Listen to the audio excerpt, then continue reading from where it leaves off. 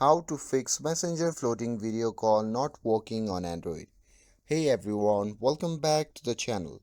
In today's video, I'm going to show you how to fix the Messenger floating video call not working on Android, also known as the video call minimize issue.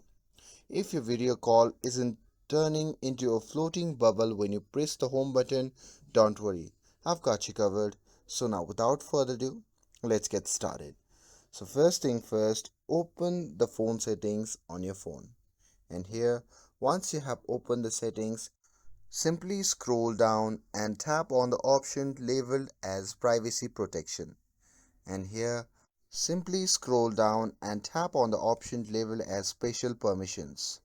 Now here, in this section, you need to simply scroll down and tap on the option labeled as display over other apps. Now here in this section, you have to scroll down and tap on Messenger.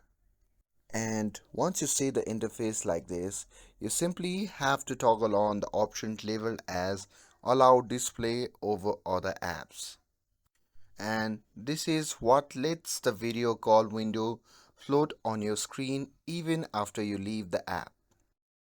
And now with that, let's go back, and here under the special app access section, you simply have to scroll down and tap on the option labeled as picture in picture.